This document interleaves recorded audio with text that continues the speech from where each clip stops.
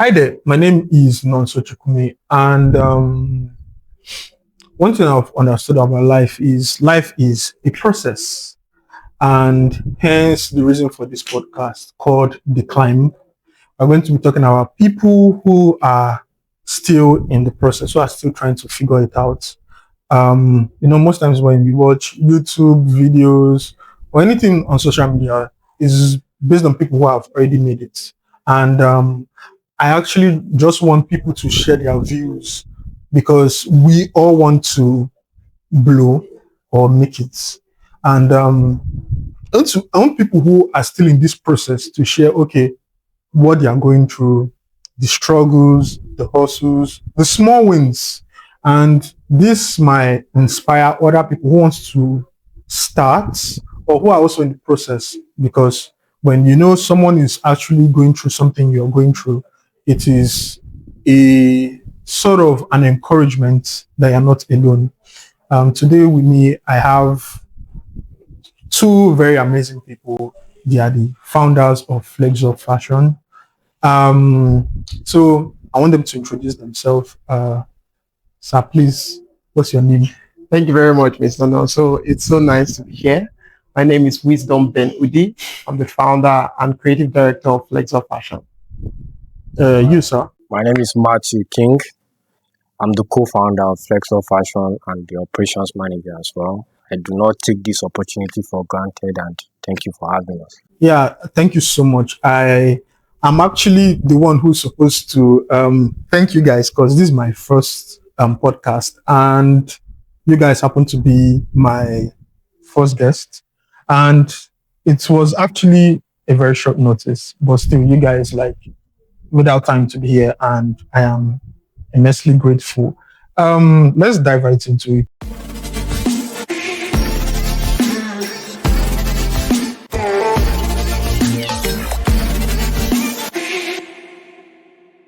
As a business owner, what are the things you're going through? But first, I want to know what Flexor Fashion is about. I think I'll ask Wisdom that question. All right. When you hear Flexor Fashion, of course, the name fashion already tells you that it's a fashion brand. All right. But now Flexor Fashion is a shoe manufacturing brand. So we design and we manufacture footwears for both male and female. Okay. Yeah. And we just want to position ourselves to be the number one shoe manufacturing industry in the country and beyond, because we see that a lot of times Nigerians prefer to patronize foreign products. True. And it's very difficult to see people in Nigeria wanting to trust Nigerian products because there's this ideology that if it's Nigerian made, then it's fake. Yeah. And you can't blame people basically. Nigerians are known for watering down quality and stuff like that. So Flexor Fashion has come into the game to build people's trust on Nigerian-made products, and our focus is on footwear. Okay. So, Mr. Matthew, I want to know because, I feel in these days in general, I don't think people like solo business because of the human nature and stuff like that. But it's amazing to see when two people come together and decide to start something. So I think my question for you is how did Flexor Fashion come to be? How do you guys come to the ideology of, oh, I like fashion, let's start this. This is going to be the name. This is how we're going to operate. So I shed more light on. Okay. It's an interesting question actually, because when we met through NYC actually, so met, did some collabs and some projects, and I'm sure we'll get into that during the other conversations we are going to have. However, the name Flexor Fashion was not even the name at first, to be honest. At first, it was supposed to be the name called Pantera, then Pantera, and Apex Millers like that. So it was more like a solo thing that I was doing. So him now wanted us to like work together, given the fact that with their results to back up the fact that we working together has always been successful. So we now said, "Toh, it's best we come up with a new name for the brand and everything like that." So at that time, I was in another state. He was in another state, type of thing like that. So he came up with the name Flexor Fashion. I think because of the research he did there, I think you what's the meaning of like say that part? Let's see. Yeah, flexor was derived from a nerve, a muscle in the body, right, in the leg, right, called flexor digitorum longus. Wow. Flexor digitorum longus, Okay. right? So it's the muscle that gives you power to flex your feet, right? So yeah, that's where the name flexor Came from. was derived from. Okay. Yeah. So with that being said, we we spoke about working together, talked and so on and so on. So for a period of time, a year, 2 or 3 like that, he was the one that was like running the brand because I was like not around and I was away. So back and forth, we were just like doing orders, doing some transactions and so on and so forth about the brand and everything. So along the line, when I say this distance is causing a lot of setbacks. So it's important for us to like be in the same environment and vicinity to like push things forward. So that's basically like a brief story about how everything went. Okay. There was something you missed Okay. that I would like to highlight. Mhm. So when we met in NYSC, right? Yeah. We met in NYSC, and he was into the crafts. He was really good. He's an amazing shoe craftsman, Yeah. right? Yeah. So we met, and I also was into the crafts, but as at then I was not really, really, Good like that. Yeah. yeah.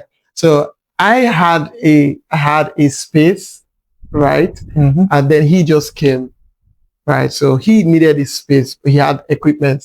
I had space. Okay. So yeah, do you understand? So that was where we now met and started working together. So I had my brand name. It was Aboki for Africa.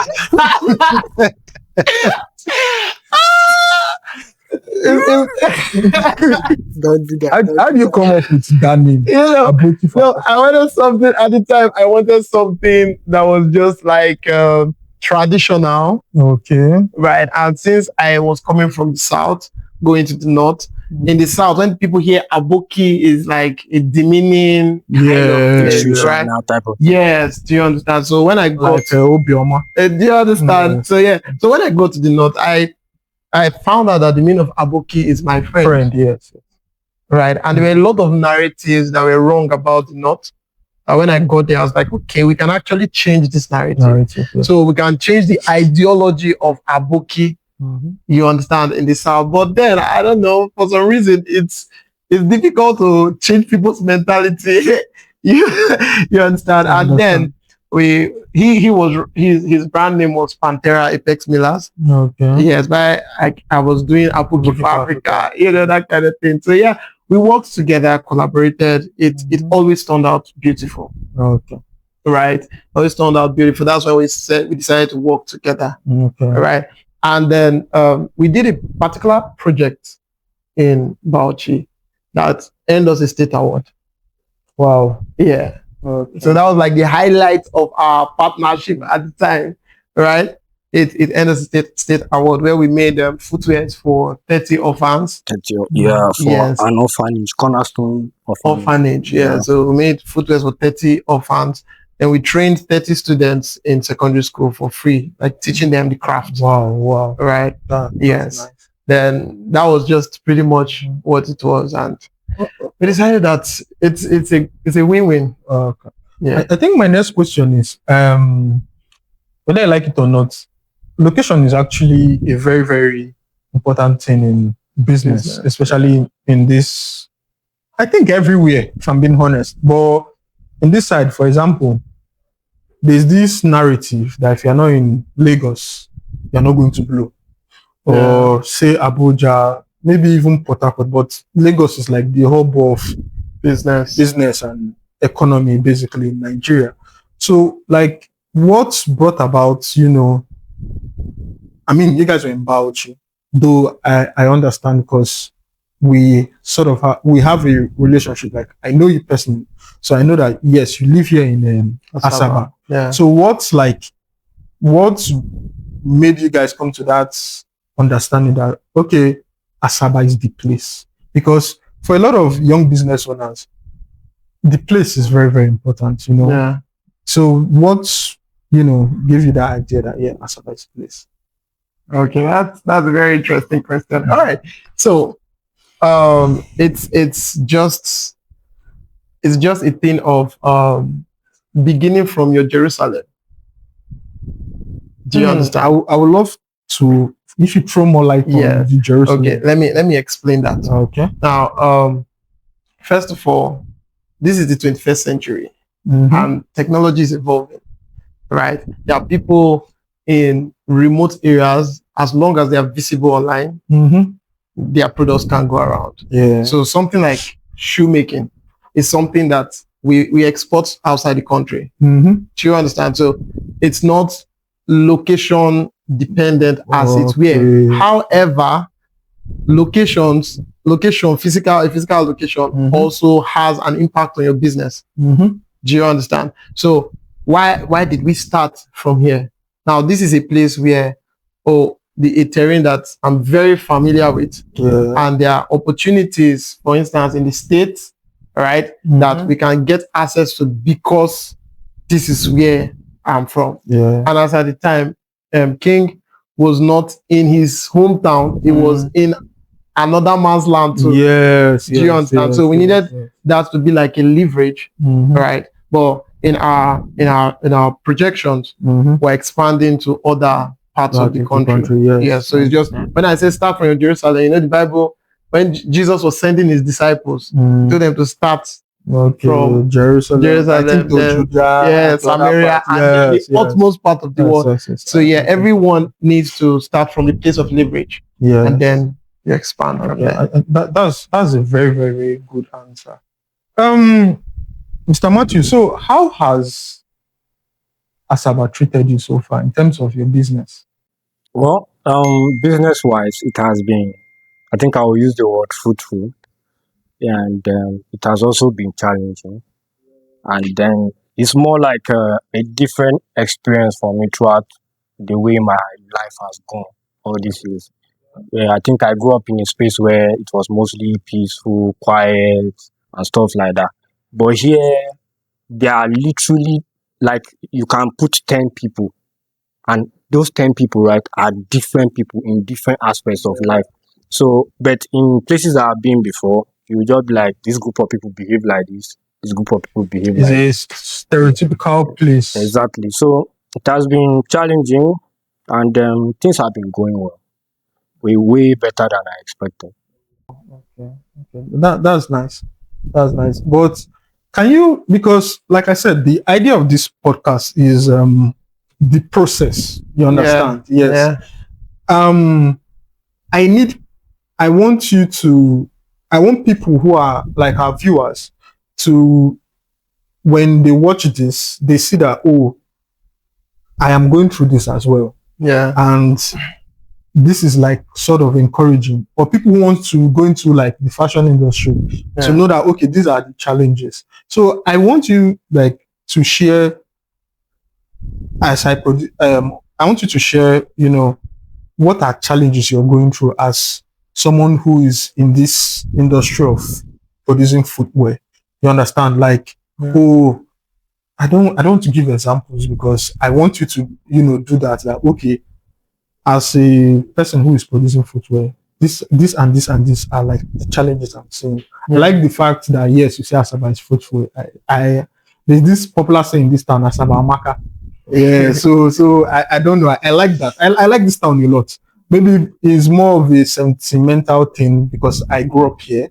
But I just like when people who aren't from here, because I can't be the best person to rate this place. I'll rate it high, but I like when someone says the town is fruitful. But at the same time, what are the challenges as a business person? You understand? The economy is not easy and stuff like that. So I think I'll ask. But the question is free for anyone to answer. What are the challenges you guys are facing? Well, the biggest thing that can affect the company is sales. Yeah. Yeah, so your ability to generate more sales as much as possible and even like surpass the target and the mark is super important. So I think sales is a huge thing, and like you were saying earlier, I was talking about how people believe that a locally made footwear, and when I say locally, I mean Nigerian made footwear, is not as it does not have the same quality as the one from foreign countries and so on and so forth. So people tend to want to gravitate towards the Pradas, the Louis Vuitton, and rest. But then again, I'm giving you the same quality, the same neatness, the same consistency, the same details for a much considerable price and everything. But people now be like, no, I still want to go and spend my money elsewhere there. So I think that sales is challenging. However, we are being able to make sure that we put in measures to make sure that it cannot be a challenge as much as it should be. For instance, now we have a target of making sure that every single week, in person, not online, we meet 100 people. You get like in person, converse with them. How are you? Who are you? Where are you from? What's your interest in shoes? What are the types of shoes you like? What are the reasons why you make a certain purchase? And then what do you consider suitable to spend on a particular pair and so on and so forth. So we make that effort to make sure that 100 persons are being met weekly, and then every other thing is online and so on and so forth. So sales is challenging because now there is nobody's playing fair, and then there are many players on the chessboard. It's not just like before that it's just one person. There are various people on the chessboard now. You get And I guess you right now you feel like a pawn. exactly, Yeah, but you know a exactly. pawn can become Of a course, queen. of course, of Yeah, course. So you have to work your way to becoming a knight, and then yeah, you get yeah. to all these other aspects. So that's how I personally like look at it. Then in terms of you said something that personally I find it very inspiring, which is meeting 100 people a week. That's a Yeah. lot.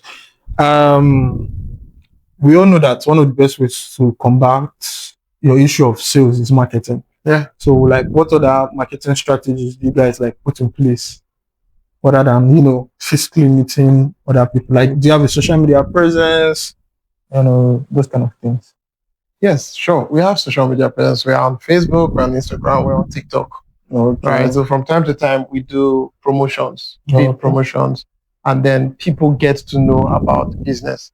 Right. Because businesses transcend from visibility. That's like the first thing. Mm-hmm. People need to know you before they buy Yes, from you. yes, yes. Do you understand? Yeah. Yeah, they need to know you first because there was a time when we started going out, thanks to our business developers, right? When we started going out, taking our footwears to people, Mhm. you see people like a particular customer was like, "It's a lie. This cannot be handmade. It's a lie. This is so good to be handmade." Do you understand? So Mhm. if we didn't go out to meet these people, they wouldn't know. Right. When we did an ad on online, and then I went to a person's house, a man's house, to take his measurement and all that. He was having a kind of occasion, right? And the photographer and his wife, I overheard them gossiping, like, talking, like, is this not that guy? Is this not that guy? It's not like, which guy? And they say, we saw you on Facebook advertising a shoe and stuff like that. And I'm like, yeah, I'm the guy. So, we thought you were in Canada. We thought you were in Lagos. We thought, so people just think that stuff like that, if it's done at all, it's done in places like Lagos. Okay. Do you understand? And then it was exciting because it meant that we had set a kind of standard. Yeah. And people are seeing what you're putting out there. Yeah. Speaking of challenges, speaking of Why you laughing? Yeah, I'm laughing because it's exciting when motivational speakers or people who maybe their father just give them $10 million start business, when they are talking about these things. But Flexor Fashion started from 0.0, right? And this is not a situation of I use one tomato to start my restaurant. No, our first funding. Oh, in fact, it was my cousin who borrowed me 5K. Just that. Wow. So it's not 0.0 minus 5K. Just that. You got it. Yeah. So, borrowed me 5K. I used to buy materials, went to my boss's space to work. At the time, I didn't have, I had a space, but I didn't have his equipment. Like I said, so I started working there. I will buy materials. If I was at then, I will buy substandard material because I did not know which was which, and I was desperate. I said I want to learn this thing. I want to make this. I want to jump into this business thing. Motivational speakers, thanks to them. But when you now actually start, you will see that it's not easy. Now I talked about the thing of trust, right? It's difficult for people to trust you. And then they buy a footwear from Louis Vuitton, and the treat is special. But one of the days we went out for marketing, and the customer took a Chelsea boot that we made and bent it backwards to touch each other. You can't do that in a Louis Vuitton company. You make a footwear for a Nigerian, and for him to test how strong a footwear is, he will enter rain with it. So that Louis Vuitton footwear, he will keep it. Do you understand? Right? And then these ones get bad, and they say, Nigerian made. So I think that thing of trust is one big challenge. So people have to experience the product. Then when talking about the when we started 5K, we started making footwear, we started refunding money, we now borrow money again to buy tools, small tools here and there and stuff like that. We refund and on and on. There was a point where it was like this is where it's ending. You get, because every business needs to scale. Every business needs to get the point where it gets better. And we are still in the process where the process scale. There are sometimes in business you lose everything. Yes, you lose everything. And at that point, what do you do?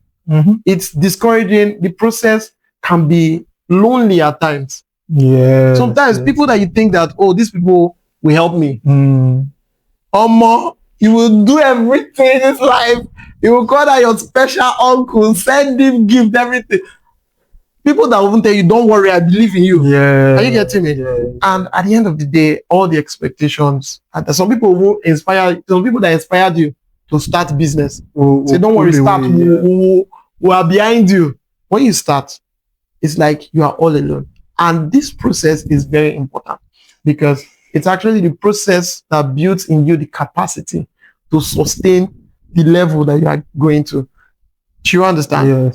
So it's that's why I love the name, the climb. There's a saying that it says if you jump up, you will come down. But if you grow up, you cannot come down. So this process is very important. It's actually what builds the person that is running the business. You understand? And it builds resilience, builds character, it builds consistency, and all that. At the end of the day, I see that the person has blown. Like how from nowhere. People always, they don't see the process. They're from nowhere. You understand? So that's it. Funding is one major challenge. Many businesses have. There are people who have amazing ideas. If you know the ideas that we have, you'll be like, these people should be competing with some of these companies. But the different, like you said, people are not playing fair. You use 50,000 to run your ad, 100,000 to run your ad.